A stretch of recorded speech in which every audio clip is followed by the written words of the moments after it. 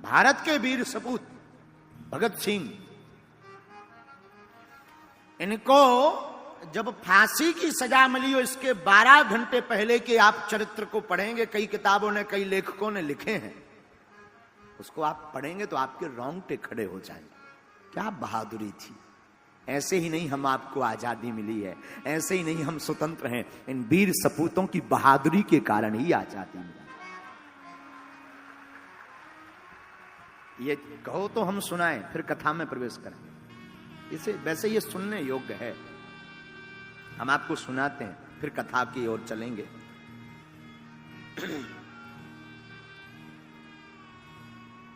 भगत सिंह, सुखदेव और राजगुरु तीनों लाहौर के सेंट्रल जेल में बंद थे। तारीख थी 23 मार्च 1931। 23 मार्च 1931 को वैसे तो आम दिन से थोड़ा अनोखा दिन था। क्यों? उस दिन रात को प्रकृति ने बहुत उपद्रव किया, आंधी चली, तूफान आया और सुबह वातावरण थोड़ा शांत हुआ। इन तीनों वीर सपूतों को फांसी मिल ली थी, लेकिन उस वक्त अंग्रेजी हुकूमत ने इनको फांसी की तय तारीख के 12 घंटे पूर्व ही फांसी देने का निर्णय लिया। शुरुआत अलग, आंधी के साथ, मानो प्रकृति भी इन वीर सपूतों की बहादुरी के कारण अपने आप को रोक नहीं पाई। वो काला दिन 4 बजे सुबह से वही जेल के अंदर की चहल पहल। जेल के अंदर एक वार्डन था जिसका नाम था चरण सिंह। चरण सिंह ने सभी कैदियों को आवाज लगाकर कहा, सभी कैदी अपनी अपनी कोठरी में चले जाओ तुरंत। आज सभी कैदी चौंक गए कि इतनी जल्दी कोठरी में जाने की आदेश क्यों आया। वार्डन चरण सिंह ने कहा, यह ऊपर से ऑर्डर है, इस पर हमें कुछ नहीं पता है, तुम सब कोठरियों में जाओ। सभी कैदी भयभीत होकर के सहमे हुए अपनी अपनी कोठरियों में चले गए। उसी समय जेल का नाई, जिसका नाम बरकत था, बरकत लुकता छुपता फुसफुसाता हुआ हर कोठरी के बाहर फुसफुसाता हुआ चला आ रहा था। उसकी आंखें कुछ बोल रही थी, उसकी आंखें कुछ कह रही थी। वो आंखों को बार बार नीचे झुका रहा था, अपने आप को वो संभाल रहा था। फुसफुसाते हुए उस बरकत नाई से एक कैदी ने पूछा, क्या बात है, आज इतनी जल्दी क्यों बंद किया गया हम सबको, क्या कारण है? तो बरकत नाई ने कान में जाकर के कहा, पता है, आज रात एक दिन पहले ही भगत सिंह, सुखदेव और राजगुरु, इन तीनों को फांसी दी जाएगी। कैदियों की आंखों में आंसू आ गए, सबकी आंखें नम हो गईं। उस वक्त पंजाब के एक कैदी ने बरकत नाई से कहा, क्या तुम भगत सिंह की कोठरी तक जाओगे? क्यों? जाओ, और जाकर के भगत सिंह का कोई सामान मिले, कोई पेन मिले, उसका कपड़ा मिले, उसका शीशा मिले तो हमारे पास जरूर लेकर आओ। तो नाई ने कहा, क्यों? क्यों? ताकि वो सामान मेरे हाथ में रहेगा तो मैं अपने बच्चों को बताऊंगा, मैं अपने परिवारजनों को बताऊंगा कि ये भगत सिंह का पेन है, जिसने बहादुरी के पीछे प्राण दे दिए पर वो कभी झुका नहीं। वो कभी झुका नहीं राष्ट्र माता के लिए। बरकत नाई भागा भागा कोठरी में गया और कोठरी में जाकर के, बड़ी कठिन जिंदगी है। बरकत नाई देखता है कि एक छोटी सी कोठरी जिसका नंबर है 14 नंबर की कोठरी में मानो एक सिंह यहां से वहां डोल रहा। सिंह की भांति भगत सिंह डोल रहे थे, चेहरे पर कोई शिकन नहीं, चेहरे पर मुस्कुराहट, वो छोटी सी कोठरी जिसमें पक्का फर्श भी बैठने को नहीं है, लेटने की ठीक से व्यवस्था नहीं, वो गठीला चौड़ा बदन। बरकत नाई पेन ले आया, कंघा ले आया और लाकर के कैदियों को दिया। आपस में लेने की होड़ मच गई, सब कैदी लड़ने लगे। बाद में लकी ड्रा निकाला गया, बरकत नाई निकल गया। 14 नंबर की कोठरी, उसमें सिंह की भांति हमारे राष्ट्र का एक बहादुर सिंह की भांति डोल रहा था। फांसी के ठीक 2 घंटे पूर्व, 2 घंटे पहले भगत सिंह के वकील थे जिनका नाम था प्राणनाथ मेहता, वो आए और उन्होंने आकर कहा, शेर तुम्हें पता है क्या, तुम्हारी फांसी की तारीख के 12 घंटे पहले ही तुम्हें फांसी दी जा रही है। भगत सिंह के चेहरे से मुस्कुराहट नहीं गई और वही सिंह से जैसी बुलंद आवाज में कहा, क्रांतिकारियों को तो मरना ही होता है, क्रांतिकारियों की तो शहादत ही उनका जीवन होती है। अच्छा एक बात बताओ, तुम हमारी पुस्तक लेकर आए हो कि नहीं? प्राणनाथ मेहता चौंक गए कि कुछ देर बाद इनकी फांसी है, ये पुस्तक मांग रहे हैं। लाइब्रेरी से जो पुस्तक लेकर के आए थे वो भगत सिंह के हाथों में दी। भगत सिंह ने बिना देर किए पुस्तक को पढ़ना प्रारंभ किया। मुस्कुराकर कहा, और कुछ? भगत सिंह ने, मेहता ने कहा कि अगर आप कोई देश को अपना संदेश देना चाहते हो, अंतिम संदेश, तो दो। भगत सिंह ने बिना अपना मुंह किताब से हटाए हुए 2 संदेश दिए, साम्राज्यवाद मुर्दाबाद, इंकलाब जिंदाबाद।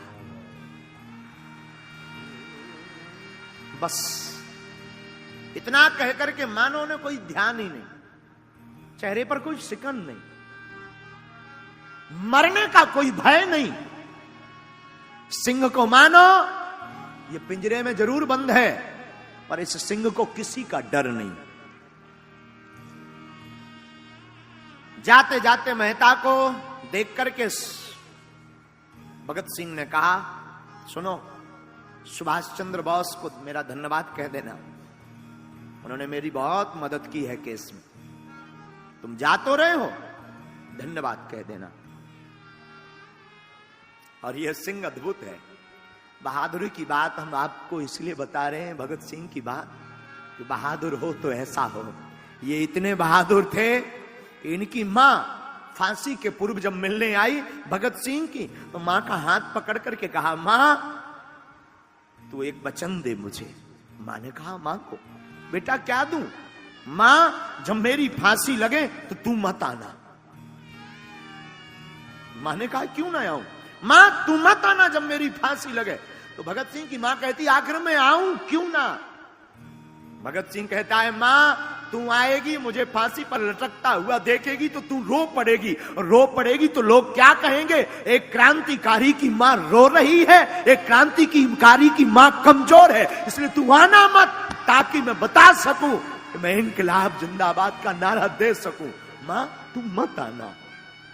मां मैं वचन देता हूं, फांसी पर भी मैं चढ़ते चढ़ते इंकलाब जिंदाबाद का नारा ही लगाऊंगा। मैं ये वचन देता हूं, मैं शेर का बालक हूं। मां की आंखें डबडबा गई। भला ऐसा कौन मां होगी जो अपने बेटे की फांसी सुनकर के उसका हृदय ना पिघले? पर धन्य है भगत सिंह की मां। उसने कहा, जा बेटे चिंता मत कर, मेरा साथ तेरे साथ है, मैं नहीं आऊंगी अगर इसमें तेरी प्रसन्नता है तो।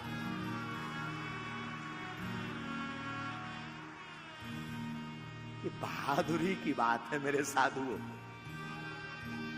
मां को भगत सिंह मिले, मेहता जो वकील थे वो अन्य राजगुरु सुखदेव आदि को भी मिले। जेल अधिकारी को समय का पता लगा कि 7 बजे फांसी देनी है, तो जेल अधिकारी ने खबर भेजी, भगत सिंह आपको मृत्यु के 12 घंटे पूर्व ही, आपकी फांसी के 12 घंटे पूर्व ही आपको फांसी दी जा रही। कुछ नहीं कहा, किताब पढ़ते रहे। भगत सिंह के जेल में एक सफाई कर्मचारी था जिसका नाम था बेबे।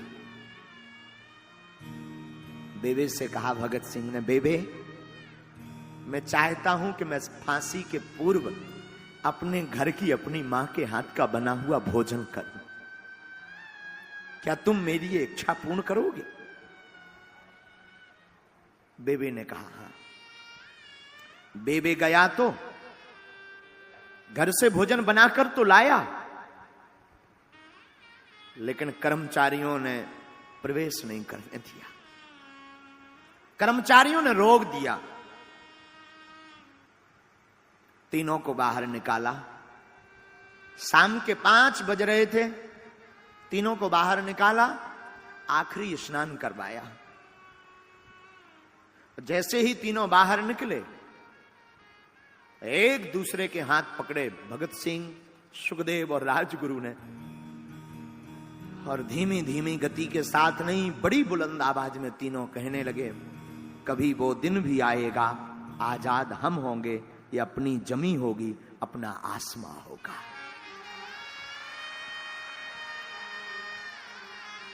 तीनों को फांसी के पूर्व आखिरी स्नान कराया गया, काले कपड़े पहनाए गए। सब कैदी जेल खाने में बैठे हैं और आज सब कैदी चुप हैं। सब कैदी बार बार रास्ते की तरफ देख रहे हैं, बार बार चाप की आवाज सुन रहे हैं, बार बार पद कमलों की आवाज देख रहे हैं कि शायद कोई निकले जाते हुए तो हम भगत सिंह को देख लें। तो आज सब कैदी अपनी अपनी कोठरी में तो हैं, पर कोठरी के बाहर खड़े हुए हैं कि यहां से निकलेंगे तो जाते हुए देख लेंगे। और इतने में सभी अधिकारी भगत सिंह, सुखदेव और राजगुरु तीनों ने एक दूसरे का हाथ पकड़ा और फांसी के लिए चल पड़े। काले कपड़े पहनाए गए और जैसे ही जोर जोर से बूट की आवाज आने लगी तो सब कैदी सहम गए और सब कैदी एक दूसरे की तरफ देख करके बाहर की तरफ देखने लगे। और हमारे भारत के शेर तीनों ने एक दूसरे का हाथ पकड़ा और डरे नहीं, सहमे नहीं, रोए नहीं, और तीनों हाथ पकड़ करके कहते हैं, सरफरोशी की तमन्ना अब हमारे दिल में है, देखते हैं दम कितना बाजुए कातिल में। कैदियों की आंखों में आंसू आ गए। कैदियों की आंखों में आंसू आ गए, सब रोने लगे, सबकी आंख भर गई। इंकलाब जिंदाबाद के नारे लगाते तीनों शेर चल पड़े। मां को वचन दिया था तो मां नहीं आई। हमने सुना है कि घर के नजदीक एक, जेल के नजदीक एक मकान था। कहते हैं कि जब भगत सिंह को फांसी लगी तो वो इतना जोर से इंकलाब जिंदाबाद चिल्लाए कि उस घर में वह आवाज गूंज गई थी और दरवाजे खोल करके वो बाहर तक निकले थे। इतना जोर से चिल्लाया कौन?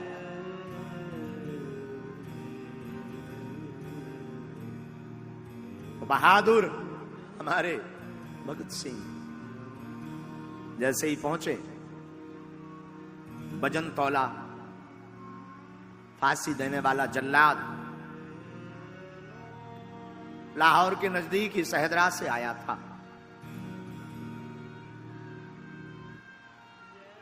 इनके मुख पर काला कपड़ा नहीं डाला गया। तो तीनों से पूछा कि सबसे पहले कौन जाएगा? राजगुरु ने आगे बढ़कर के हंसते हंसते फांसी के फंदे को चूम कर गले लगा लिया। बारी बारी से तीनों ने फांसी के फंदे को गले लगा लिया। लेकिन वाहरे बहादुरो न रोए न घबराए, इंकलाब जिंदाबाद कहते हुए भारत माता के लिए अपने प्राणों की आहुति दे दी।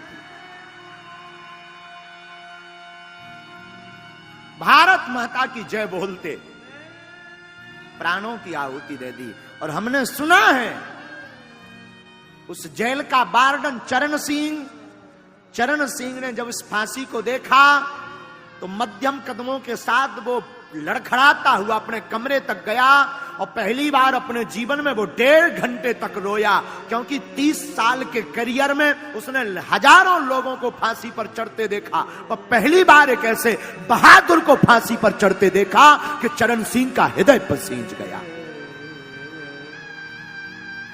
पहली बार किसी बहादुर को देखा, आंख डूब गई, रोते रहे। ऐसी हमें आजादी नहीं मिली मेरे पागलों।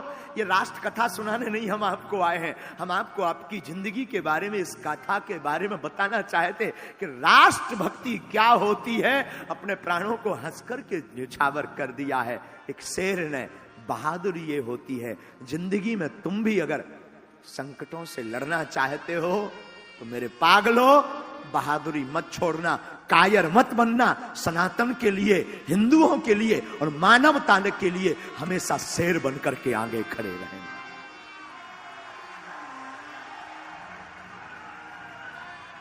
वरना वो दिन दूर नहीं, वरना तुम फिर से गुलाम हो जाओगे।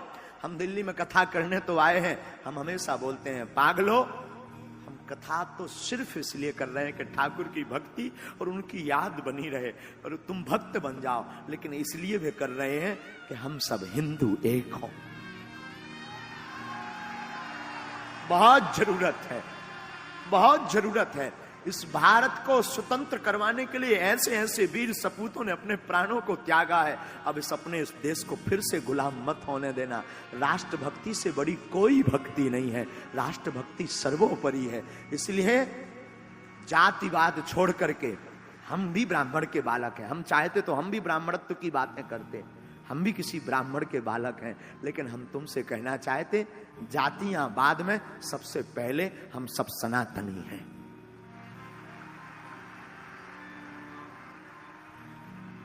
और इसकी शुरुआत आपको करनी पड़ेगी।